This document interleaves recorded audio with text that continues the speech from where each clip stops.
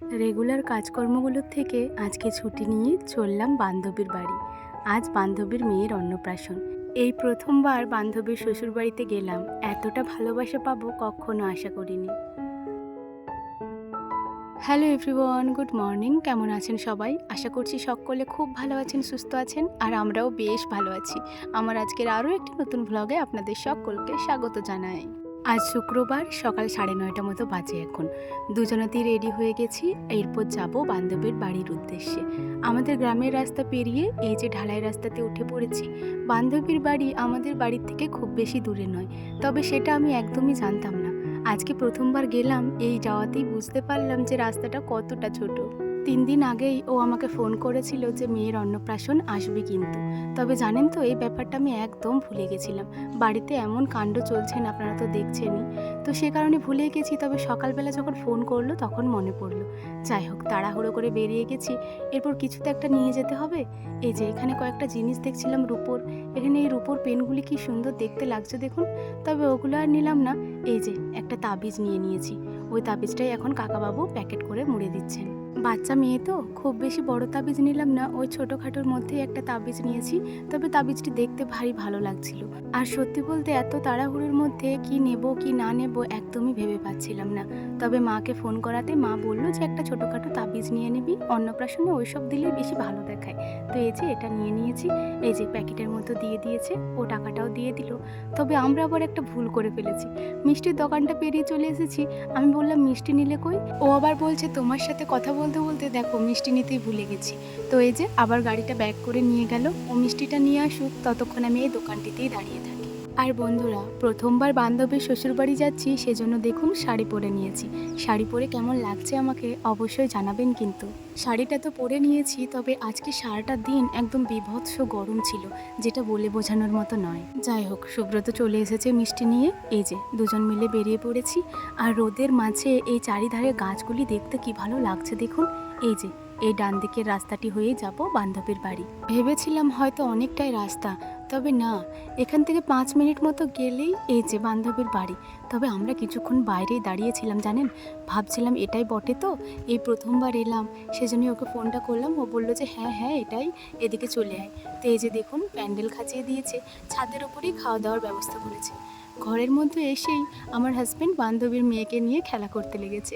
আর আমার হাজব্যান্ডের কাছে প্রত্যেক বাচ্চারাই এত হাসি খুশিতে থাকে, এটা আমি নিজেই বুঝতে পারি না যে কেন। আমার কোলেও যারা আসবে না তারা কিন্তু আমার হাজব্যান্ডের কোলে চলে যায়।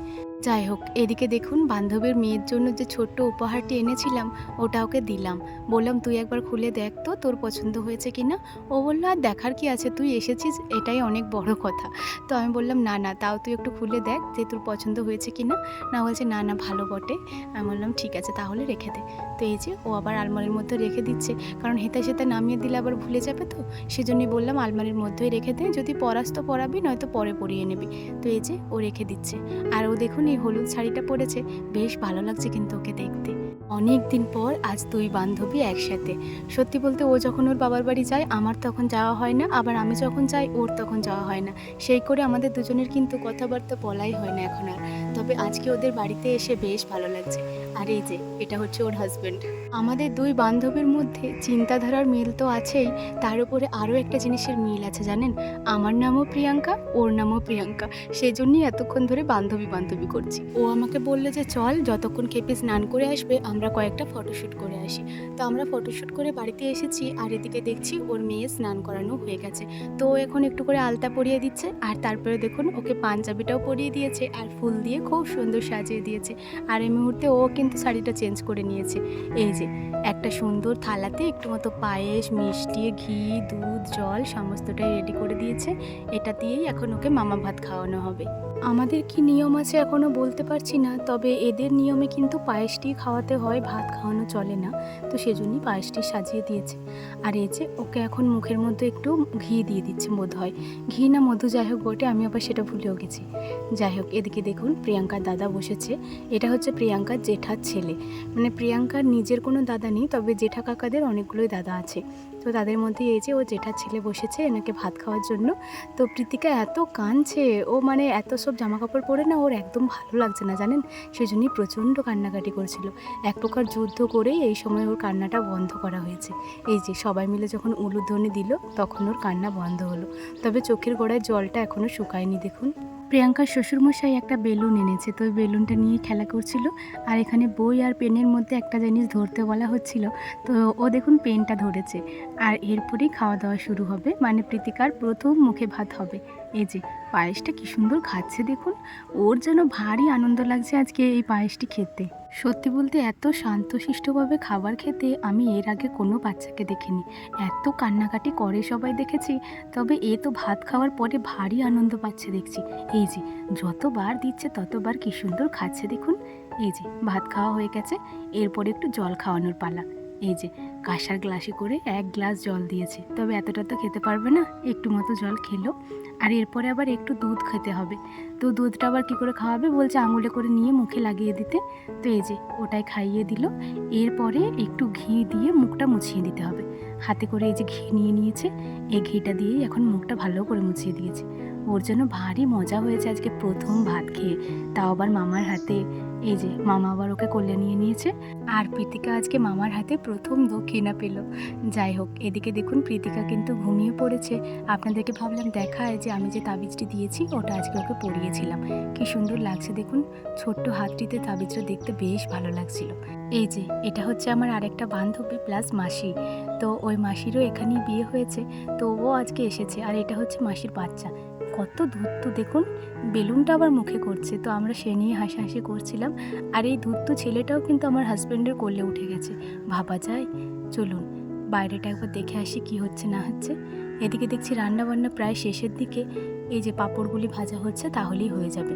এনারও কাজ শেষ, আর ওপরে কিন্তু খাওয়ার দাওয়ার খেতে বসেও পড়েছে। আর আজকে প্রীতিকার অন্নপ্রাশন উপলক্ষে এদিকে ছোট্ট করে একটু বাজনারও আয়োজন করা হচ্ছে, তো ওনারা বাজনাগুলি বাজাচ্ছে, বেশ ভালো লাগছে, একটা অনুষ্ঠান বাড়ি ফিল হচ্ছে। চলুন, বেশ অনেকটাই দেরি হয়ে গেছে, খুব খিদে পেয়ে গেছে, কখন সকালে অল্প কটা খেয়ে বেরিয়েছি। এই যে ফ্যানের নিচ করে একটা টেবিলও পেয়ে গেছি, আমরা 4 জন মিলে বসে পড়েছি, না 5 জন মিলে। ওই যে ছোট্ট বাচ্চাটিও তো নিয়ে বসেছে, এটা হচ্ছে মাসির বাচ্চা, আপনাদেরকে তো বললামই। তো এই যে ওনাকেও নিয়ে বসে পড়েছি 5 জন মিলে। প্রথমেই পাতা দিয়ে দিল, আর তারপরে এই যে পায়েস দিয়ে দিল। এই পায়েসটি খেতে অসম্ভব ভালো হয়েছিল জানেন, ভাবছিলাম আর একটু যদি দেয় তাহলে খুব ভালো হবে। যাই হোক, এদিকে দেখুন পায়েসটি খাওয়ার পরে ভাত দিয়ে দিল, আর একটা মিক্স ভেজ টাইপের তরকারি। এই তরকারিটিও খেতে বেশ ভালো হয়েছিল। এরকম একটা তরকারি আর এই যে মুগের ডাল ভাত অনায়াসে যেন অনেকগুলি খাওয়া যায়। তো এই যে তরকারিটা দিয়েই এক খাবল খেলাম, খেতে বেশ ভালো লাগছিল জানেন। আর হয়েছিল পটল চিংড়ি, তবে পটল চিংড়িটা কেন জানি আমার একদম ভালো লাগছিল না। আমার হাজব্যান্ড কিন্তু বলছিল ওর বেশ ভালো লাগছে, তবে চিংড়ি মাছের গন্ধটা না এখন জানি না কেন একদমই ভালো লাগছে না। তো এই যে চিংড়ি মাছটা একটা খেয়ে দেখলাম, ওইটুকুই যা। আর তারপরে দেখুন তরকারিটা আমার এতটা ভালো লেগেছিলো, আমি কিন্তু আবার একটু নিয়েছিলাম। আর এই যে মাছ পড়ে গেছে, আমি যে কোনটা খাবো কি খাবো একদম খুঁজে পাচ্ছি না জানেন। খাবার খেতে না খেতেই আরেকটা খাবার চলে আসছে, আর সেই কারণেই এই অল্প কটা ভাত নিয়েও আমি কিন্তু সম্পূর্ণভাবে থালা পরিষ্কার করে খেতে পারিনি। এই যে খাবার আবার না খেতে খেতেই চাটনি চলে এলো, আর চাটনিটা না খাওয়া শুরু করতে করতেই চলে এলো পাঁপড়। তবে ভালোই হয়েছে, শুধু চাটনিটার থেকে আমার এই পাঁপড় দিয়ে চাটনিটা খেতেই বেশি ভালো লাগে। এই যে চাটনির সাথে পাঁপড়টা লাগিয়ে লাগিয়ে খেতে ভারী ভালো লাগে। আর তারপরে দিল এই যে দইয়ের পরে এই যে মিষ্টি 2 পিস রসগোল্লা। তো সব কিছুই খেয়েছিলাম, শেষ পাতে একটা চকলেটও দিয়েছিল। এই যে বাড়ি যাওয়ার পালা।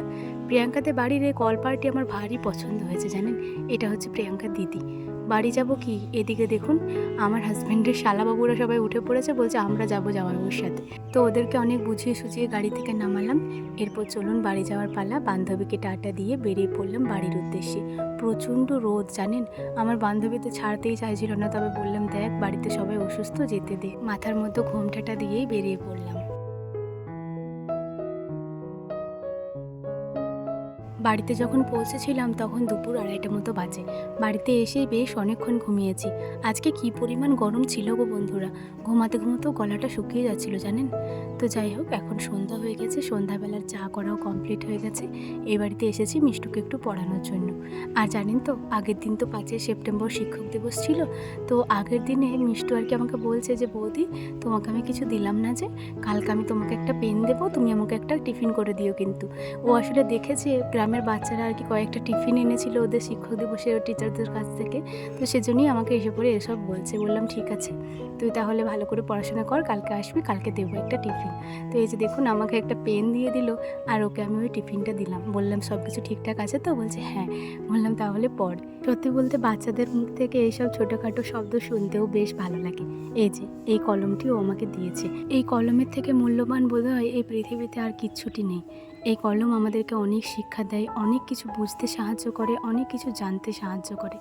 এই কলমের জন্যই আমরা আজকে এতটা শিক্ষিত। যাই হোক, আমি ওকে কী টিফিনটা দিয়েছি সেটাও আপনাদেরকে একবার দেখাই।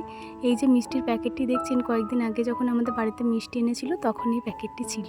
তো ওই প্যাকেটটার মধ্যেই এই যে কয়েকটা জিনিস দিয়েছি, দোকান থেকে আনা করিয়েছি। এখানে তো সেরকম জিনিস পাওয়া যায় না। ওই 2টো মিষ্টি, একটা কেক আর 1 প্যাকেট চিড়ে ভাজা, এটাই দিয়েছিলাম। তো ওকে আবার এটা দিয়ে দিয়েছিলাম। আর ও আবার রাত্রেবেলা জানেন আমাকে আবার 2টো কেক আরও দিয়ে গেল। বলছে মা বলছে যে তোর বৌদিকেও একটা কেক দিয়ে আয়, তোর বৌদি তোকে দিলে এত কিছু। তো এই কেকটা দেখেও ভারী ভালো লাগলো, ছোটোবেলায় খুব খেতাম এই কেকগুলো। চলুন আজকের ভিডিওটা এই পর্যন্তই। ভালো লাগলে লাইক কমেন্ট করবেন এবং সাবস্ক্রাইব করে আমার ছোট্ট চ্যানেলটির পাশে থাকবেন। সবাই ভালো থাকবেন, সুস্থ থাকবেন। আবারও দেখা হবে পরের কোনো একটি ব্লগে।